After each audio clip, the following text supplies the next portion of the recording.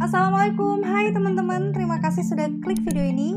Gimana nih kabarnya? Pastinya dalam keadaan bahagia ya menyambut hari kemenangan. Nah, saya dan juga mewakili tim dari Rikaro menyampaikan minal aizin wal faizin, taqabbalallahu minna wa minkum wa taqabbal ya karim. Kami mohon maaf lahir dan batin. Dan teman-teman, semoga kita semua dipertemukan kembali ya dengan bulan yang penuh keberkahan ini di tahun depan. Amin ya robbal alamin. Nah, di hari yang fitri ini, kasus yang akan kita kupas itu berbeda dari kasus-kasus sebelumnya, di mana ada seorang pedagang ikan di kota Samarinda diketahui telah kehilangan uang tabungannya sebesar 3,5 miliar yang dia tabung setiap harinya selama kurang lebih 10 tahunan di sebuah bank. Loh, kok bisa? Gimana kisahnya? Yuk langsung aja kupas tuntas di channel Rikaro.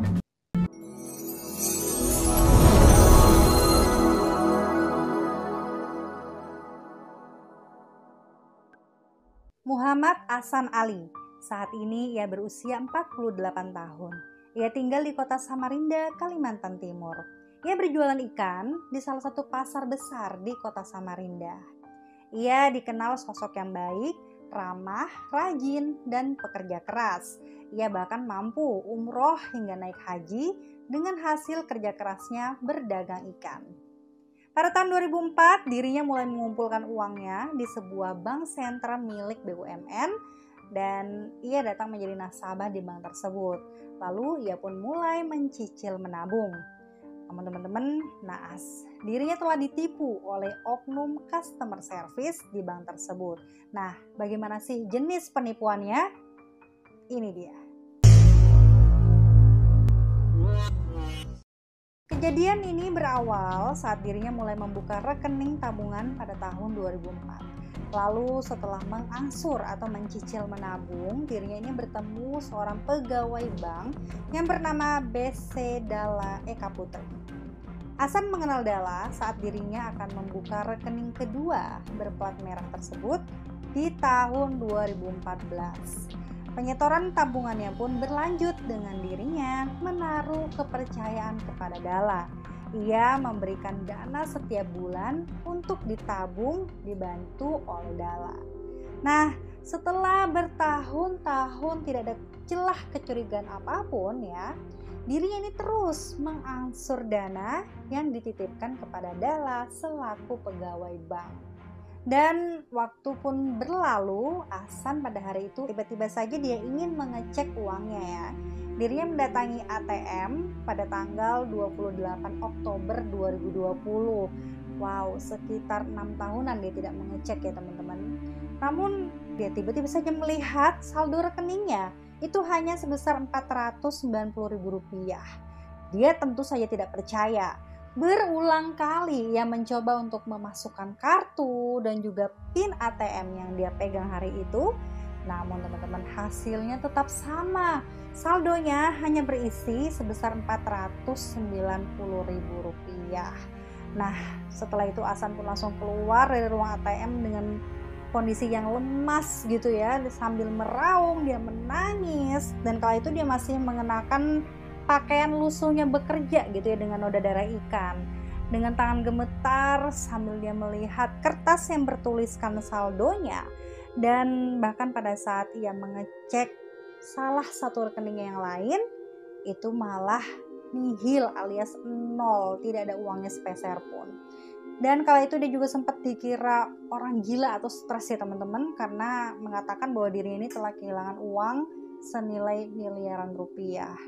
Nah, saat itu ia pun terpikir untuk langsung telepon nih pegawai bank yang selama ini dia titipkan. Namun kala itu dirinya justru dijemput oleh Dalla dan dibawa berkeliling dengan mobilnya.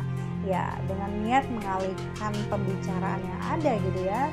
Pak Ahsan ini dibawa berkeliling ATM dan dia kemudian mengatakan, uang bapak ini ada, namun tidak bisa terlihat di ATM yang lain, katanya gitu.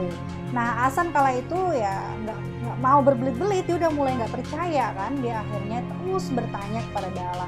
Hingga pada akhirnya Dalla mengakui nih teman-teman bahwa dirinya telah mengambil uang tersebut senilai 3,5 miliar. di situ pun Pak Hasan langsung kecewa dan dia minta turun dari mobil. Tapi Dahlan kala itu mengelak dan dia terus mencoba untuk menenangkan Hasan. Pak Hasan pun kala itu mengancam dia akan lompat dari mobil apabila mobil ini tidak berhenti. Lalu kemudian Hasan pun langsung dengan perasaan gundah gitu. Dia bercerita dengan orang-orang di sekitarnya bahwa dia telah ditipu gitu ya.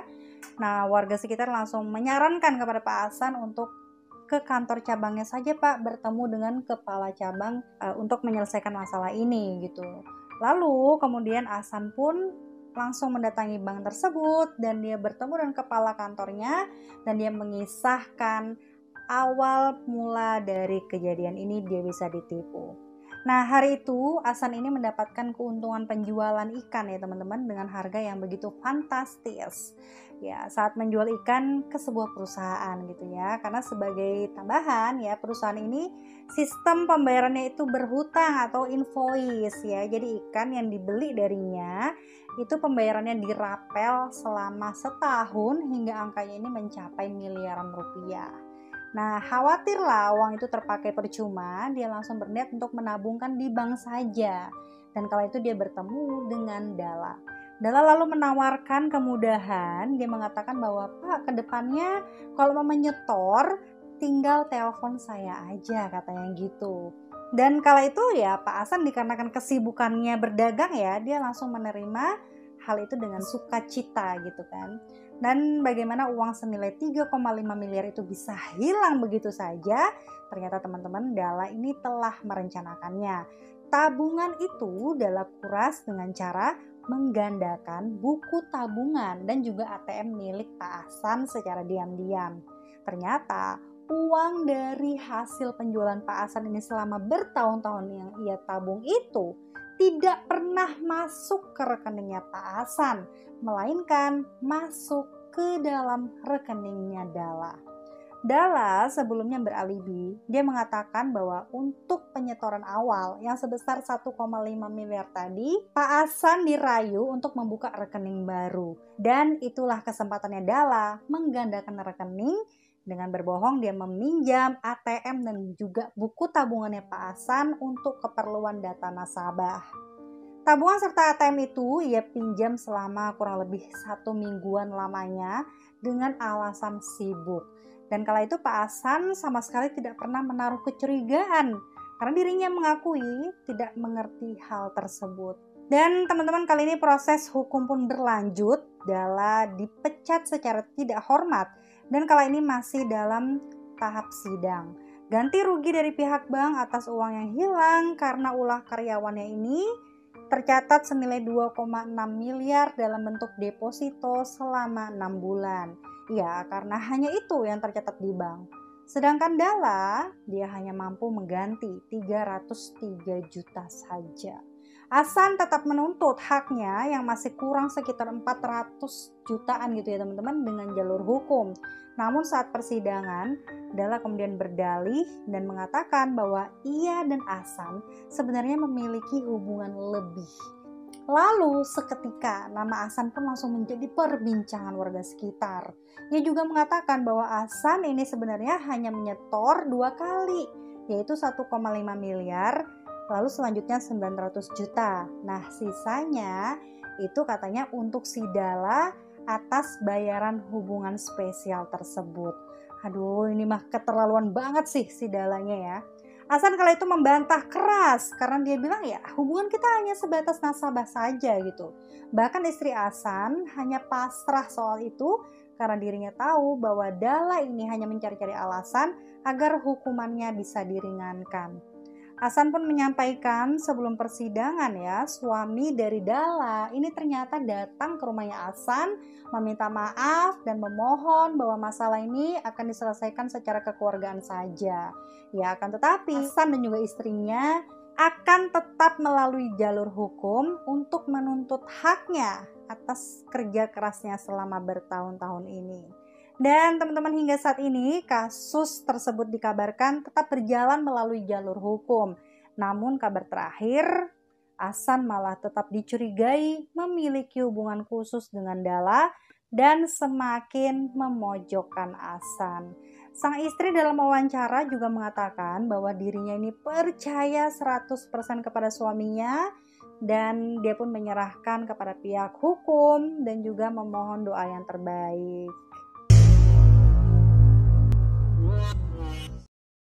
Oke teman-teman, demikianlah kasus kali ini yang benar-benar harus jadi pelajaran banget untuk kita ya, agar bisa lebih berhati-hati. Apalagi kalau menyangkut persoalan duit ya, kita jadi wajib lebih protektif nih, agar tidak mudah ditipu oleh ya oknum-oknum yang seperti Dala ini gitu kan. Dan teman-teman silakan kalian sampaikan argumentasi tentang kasus ini, atau mungkin jika ada yang punya pengalaman serupa bisa kalian diskusi bareng di kolom komentar. Selamat Idul Fitri, semoga sehat selalu dan ingat untuk selalu hati-hati serta waspada. Sampai jumpa di videoku selanjutnya. Bye!